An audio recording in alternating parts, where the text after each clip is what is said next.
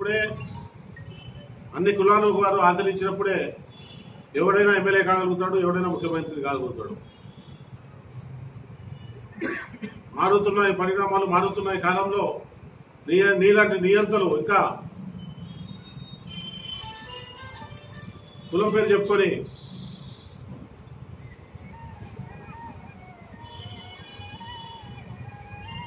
రాజకీయాల్లో మనుగడ సాగించాలంటే ఇక అది సాగే ఇది కాదు, అది కొనసాగదు. కాబట్టి వరదారెడ్డికి మేము ఒకటే చెప్తున్నాము, వార్డు కౌన్సిలర్లను విస్మరించి నువ్వు జరిపే ఈ సభలు, నువ్వు చేసే ఈ అవినీతి అటు అధికారులకు, ఇటు ప్రజలకు, ఇట్లా రాజకీయ నాయకులకు అందరికీ తెలుసు. ఇప్పటికి 5 మంది మున్సిపల్ కమిషనర్లు మార్చినావు.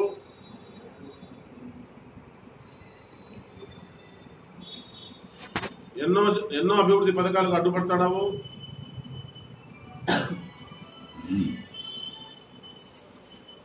బీసీ భవన్ నిర్మాణం మొన్న కూడా చెప్పినా నేను, అంబేద్కర్ భవన్ నిర్మాణం 36 కోట్ల రూపాయలతో ముస్లిం మైనారిటీల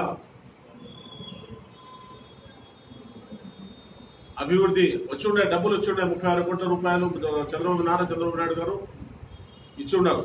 అది స్కూల్ అది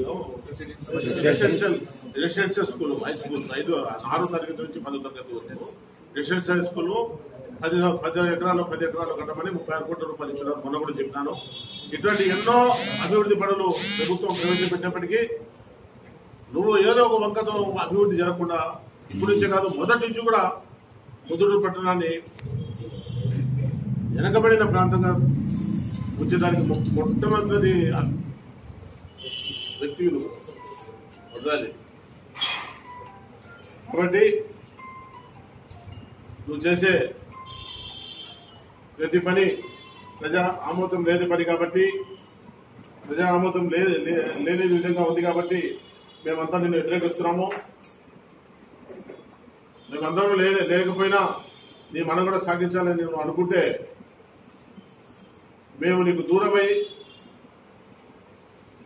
పార్టీకి దగ్గరై నీకు పార్టీ టికెట్ రానియకుండా కూడా చేసే ప్రయత్నం చేస్తామని మేమందరము ఈ సభాముఖంగా మీకు తెలియజేస్తాము. ఎందుకంటే మాకు అవమానం జరిగితే మేము ఊరుకునేది లేదు,